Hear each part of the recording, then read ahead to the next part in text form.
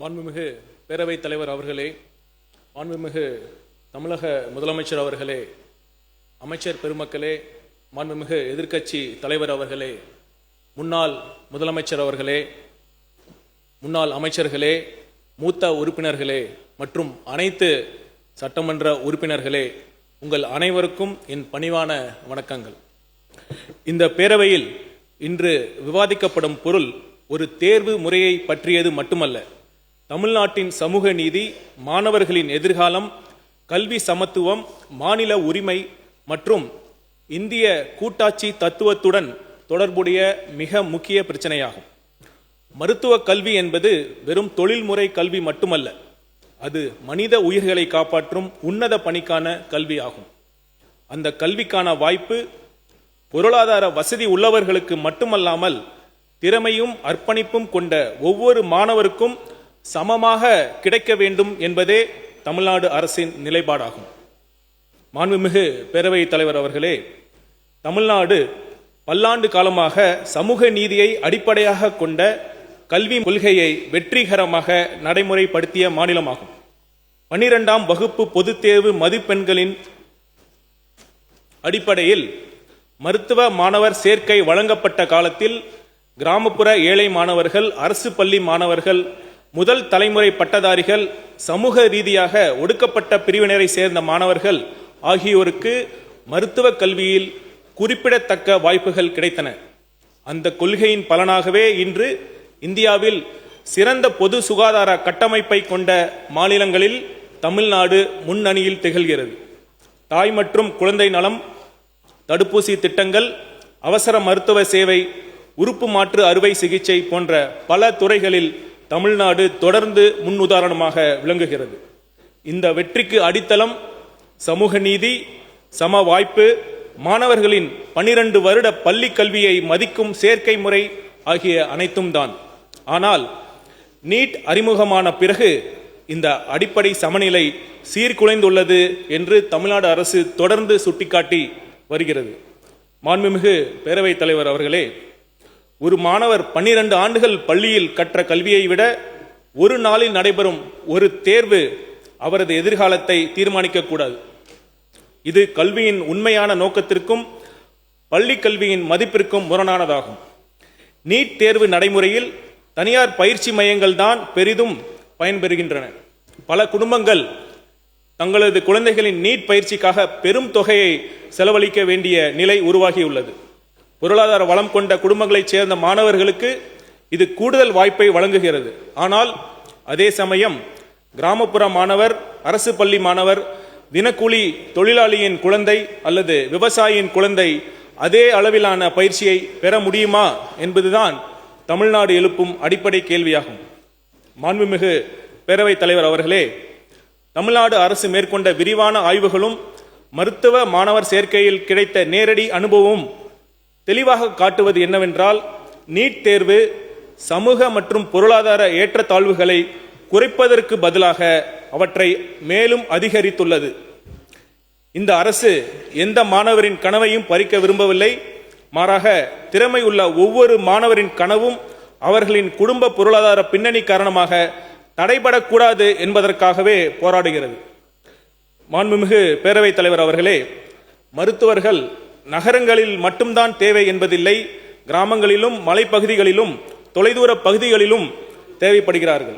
கிராமப்புறத்தை சேர்ந்த மாணவர்கள் மருத்துவ கல்வி பெற்று மீண்டும் தங்கள் சமூகத்திற்கே சேவை செய்வதுதான் தமிழ்நாட்டின் சுகாதார அமைப்பின் வலிமையாக இருந்துள்ளது. அந்த சங்கிலி பலவீனமடையக்கூடாது என்பதே இந்த அரசின் கவலையாகும். மாண்புமிகு பேரவைத் தலைவர் அவர்களே, இந்த நீட் பிரச்சனை கல்வியுடன் மட்டுமல்ல, கூட்டாட்சியுடனும் தொடர்புடையது. நம் இந்திய அரசியலமைப்பு சட்டம் மாநிலங்களுக்கு அவர்களின் தேவைகளுக்கு ஏற்ப கல்வி கொள்கைகளை வடிவமைக்கும் பொறுப்பையும் உரிமையையும் வழங்கியுள்ளது. தமிழ்நாட்டின் வரலாறு, சமூக அமைப்பு, கல்வி முன்னேற்றம் மற்றும் மருத்துவ தேவைகள் ஆகியவை நாட்டின் பல பகுதிகளில் இருந்து மாறுபட்டவை. எனவே ஒரே மாதிரியான கொள்கை எல்லா மாநிலங்களுக்கும் சமமான விளைவுகளை ஏற்படுத்தும் என்று கருத முடியாது. தமிழ்நாடு ஒன்றிய தரநிலைக்கு எதிரானது அல்ல. தமிழ்நாடு வெளிப்படைத்தன்மைக்கு எதிரானது அல்ல. தமிழ்நாடு திறமைக்கு எதிரானது அல்ல.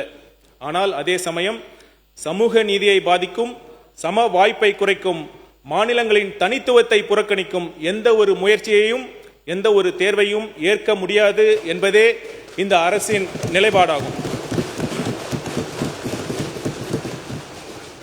நீட் தேர்வுதான் தகுதிக்கான எல்லை என்றோ அளவீடு என்றோ யாரும் நினைக்கவே தேவையில்லை. நீட் தேர்வில் தேர்ச்சி பெற இயலவில்லை என்றால் அந்த மாணவர்கள் தகுதி குறைபாடு உள்ள மாணவர்கள் என்று அர்த்தம் கொள்ள தேவையில்லை. ஆனால் நீட் தேர்வில் தேர்ச்சி பெறாமல் போனால் அதை ஒரு குறைபாடாக கருதி மிகுந்த மன உளைச்சலுடன் ஆளாகும் சூழலும் நிலவுகிறது. சிலர் தங்களது உயிரை மாய்த்து கொண்ட துயர சம்பவங்கள் கூட தமிழகத்தில் நிகழ்ந்துள்ளன. மாண்புமிகு பேரவைத் தலைவர் அவர்களே, இந்த சட்டமன்றம் ஏற்கனவே பலமுறை நீட் விலக்கு கோரி தீர்மானங்களை நிறைவேற்றியுள்ளது. மருத்துவ மாணவர் சேர்க்கை தொடர்பாக மாநிலத்திற்கு விலக்கு வழங்க சட்ட முன்வடிவையும் நிறைவேற்றி அனுப்பியுள்ளது. அவை அனைத்தும் தமிழ்நாட்டு மக்களின் ஜனநாயக விருப்பத்தை பிரதிபலிப்பவை. இந்த பேரவையின் ஒருமித்த குரலை ஒன்றிய அரசு மதிக்க வேண்டும். மாநிலங்களின் உரிமையை மதிப்பதே கூட்டாட்சியின் அடிப்படை. தமிழ்நாட்டின் சமூக நீதி மரபையும் கல்வி முன்னேற்றத்தையும் மருத்துவ சேவை மாதிரியையும் பாதுகாக்க வேண்டியது காலத்தின் கட்டாயமாகும். நீட் தேர்விலிருந்து மாநிலத்திற்கு விலக்கு அளிக்கும் வகையில் தமிழ்நாடு இளநிலை மருத்துவ படிப்புகளுக்கான சேர்க்கை சட்டம் முன் வடிவை தமிழ்நாடு சட்டமன்ற பேரவை 2021 ஒருமனதாக நிறைவேற்றி இருந்தும் மேதகு குடியரசுத் தலைவர் அவர்களால் அச்சட்டம் முன் வடிவிற்கு ஏற்பிசைவு நிறுத்தி வைக்கப்பட்டுள்ளது. மாண்புமிகு பேரவைத் தலைவர் அவர்களே, 2026 மே 3 அன்று நடைபெற்ற நீட் தேர்வானது கேள்வித்தாள் கசிந்த குற்றச்சாட்டுகளுக்கு பிறகு ரத்து செய்யப்பட்டது. பின்னர் 2026 ஜூன் 21 அன்று மறுதேர்வு நடத்தப்பட்டது. கேள்வித்தாள் முன்கூட்டியே வெளியானதால் தேர்வின் நேர்மை மற்றும் நம்பிக்கை தன்மையை குறித்து நாடு முழுதும் கேள்விகள் எழுந்தன. அதனை தொடர்ந்த போராட்டத்தின் விளைவாக ஒன்றிய கல்வி அமைச்சர் தன் பதவியை ராஜினாமா செய்ததுடன் தேர்வு அமைப்பை முழுமையாக சீர்திருத்துவதற்கு புதிய பணிக்குழு ஒன்றும் ஒன்றிய அரசால் அமைக்கப்பட்டது.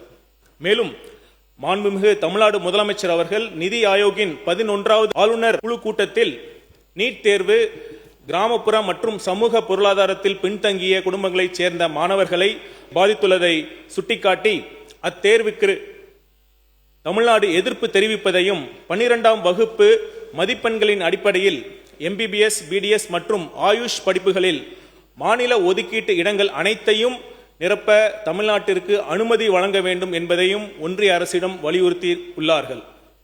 இவை அனைத்தையும் கருத்தில் கொண்டு சமூக நீதி மற்றும் சம வாய்ப்பை உறுதி செய்யும் வகையில் தேசிய மருத்துவ ஆணைய சட்டம் 2019, இந்திய மருத்துவ முறைகளுக்கான தேசிய ஆணைய சட்டம் 2020, ஹோமியோபதிக்கான தேசிய ஆணைய சட்டம் 2020 மற்றும் தொடர்புடைய பிற மைய சட்டங்களில் தேவையான திருத்தங்களை மேற்கொண்டு நீட் நுழைவு தேர்வு முறையை ரத்து செய்து 12ஆம் வகுப்பு பொது தேர்வு மதிப்பெண்களின் அடிப்படையில் மாநில அரசே மருத்துவ மாணவ சேர்க்கை நடத்தி கொள்ள வழிவகை செய்ய வேண்டும். நீட் பிரச்சனைக்கு நிரந்தர தீர்வு கல்வி என்ற பொருண்மையை பொது பட்டியலில் இருந்து மானிய பட்டியலுக்கு மீண்டும் மாற்றுவதுதான். அவ்வாறு மாற்றம் செய்யப்படும் வரை இடைக்கால தீர்வாக ஒரு கருத்தை, ஒரு புதிய சிந்தனையை ஆட்சிக்கு வரும் முன்பே கல்வியாளர்கள் மற்றும் அரசியல் சாசன சட்ட வல்லுநர்களின் பரிசீலனைக்காக நம் மாண்புமிகு முதலமைச்சர் அவர்கள் முன்வைத்திருந்தார். கல்வி தொடர்பாக மாநிலங்கள் இயற்றும் சட்டங்களுக்கு முன்னுரிமை வழங்கும் வகையில் சிறப்பு பொதுப்பட்டியல் ஒன்றை கூடுதலாக உருவாக்கலாம் என்பதே அந்த கருத்து. ஒரு ஆக்கப்பூர்வமான மற்றும் ஆரோக்கியமான விவாதம் நடந்தால் நிச்சயம் வழி பிறக்கும் என்பதே நம் முதல்வரின் எண்ணம்.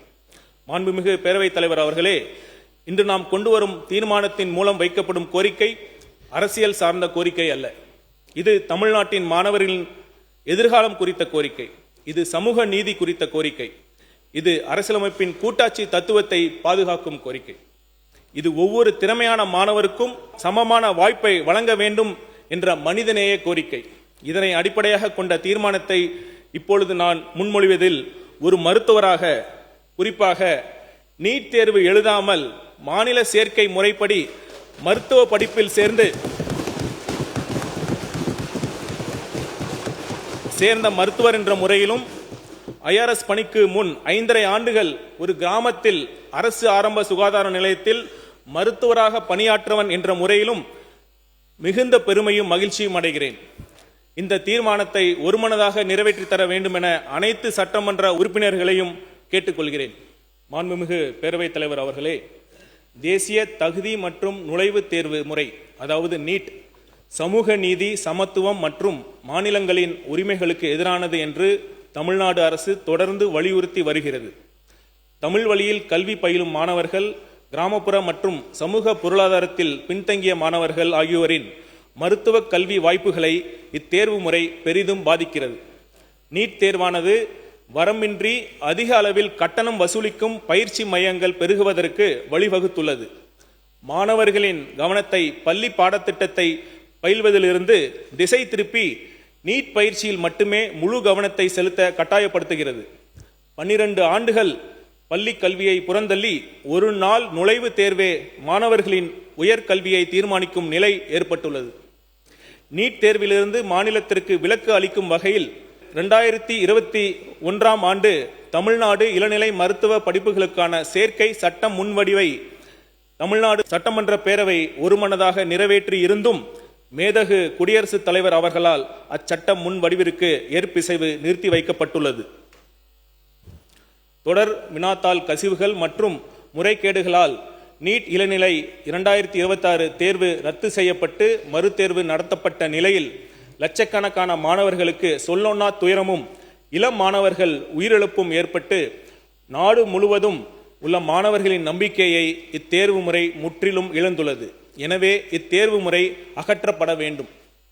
நீட் தேர்வுகளில் தொடர்ந்து நிகழ்ந்து வரும் முறைகேடுகளை கருத்தில் கொண்டு நீட் நுழைவுத் தேர்வு முறையை ரத்து செய்யும் வகையில் 2019ஆம் ஆண்டு தேசிய மருத்துவ ஆவணச் சட்டம், 2020ஆம் ஆண்டு இந்திய மருத்துவ முறைகளுக்கான தேசிய ஆணைய சட்டம், 2020ஆம் ஆண்டு ஹோமியோபதிக்கான தேசிய ஆணைய சட்டம் மற்றும் தொடர்புடைய பிற மைய சட்டங்களில் தேவையான திருத்தங்களை ஒன்றிய அரசு மேற்கொள்ள வேண்டும் என்று தமிழ்நாடு சட்டமன்ற பேரவை ஒருமனதாக வலியுறுத்துகிறது.